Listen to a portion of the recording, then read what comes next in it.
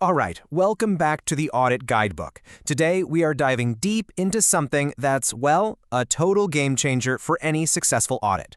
We're talking about preparing the audit program. Hey, thanks so much for joining me. This is a really important part of our Module 1 series, which is all about the audit planning process. Now, if you've been following along, you know we've got our high-level audit plan approved. So what's next? Well, now we get to drill down into the details, and that's exactly what we're going to do. So let's talk about the auditor's action plan. See, once that big picture audit plan gets the green light, everything shifts. We move away from the what and why of the audit, and we get laser focused on the how. And we do that by building out the audit program. So, what exactly is an audit program? I mean, you hear this term thrown around all the time, right? But what does it really mean? How do we go from a general idea to a super detailed step-by-step plan that we can actually execute?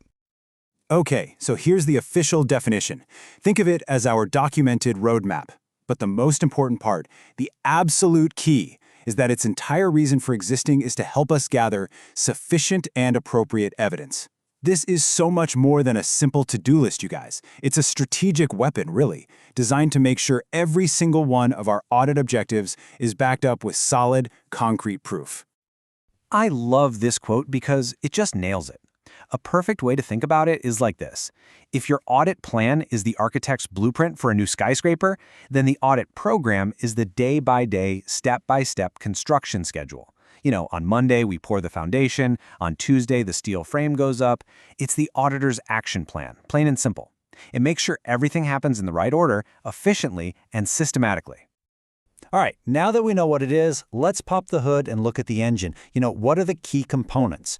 Every good action plan has its essential parts, and the audit program is no different. Let's break down its anatomy.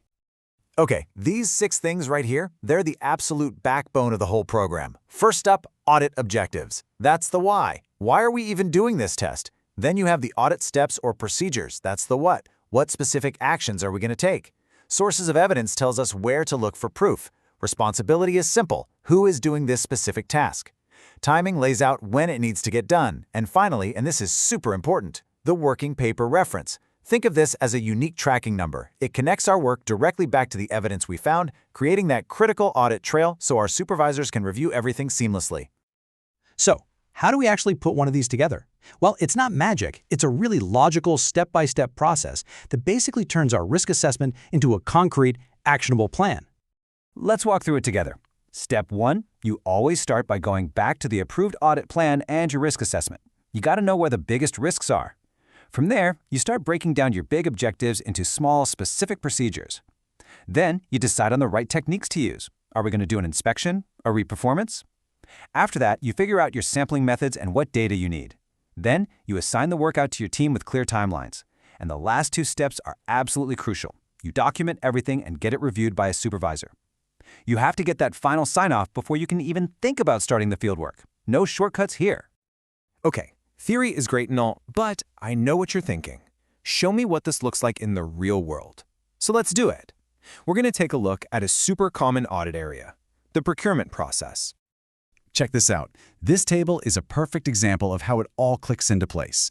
Look at step 2. The procedure is to test a sample of purchase orders. Simple enough. But then, look across the row. The evidence source, we know exactly where to look. The POs and invoices. Responsibility, Auditor B has it. And timing, it needs to be done in weeks 1 to 2. See that? This level of detail, this granularity, that's the secret sauce. It's what makes an audit program so incredibly powerful. So you might be looking at that and thinking, wow, that's a lot of detail. Is all of that really necessary? And the answer is a huge, resounding yes. Because this level of planning brings some massive benefits to the whole audit team. First off, it gives crystal clear guidance. This is a lifesaver, especially for new auditors on the team. No guessing games. It also guarantees consistency and completeness. Everyone is working off the same playbook. For managers, it makes supervision and quality control way easier. Plus, this document is your proof that you did your planning right. And finally, it creates total accountability. We know exactly who is responsible for what and when. Okay, let's start to bring this all together and talk about your next steps, how you can take this information and really master the audit program. So if there's just one thing you remember from our chat today, let it be this. The audit program is not just another piece of paperwork to fill out. It is the essential blueprint.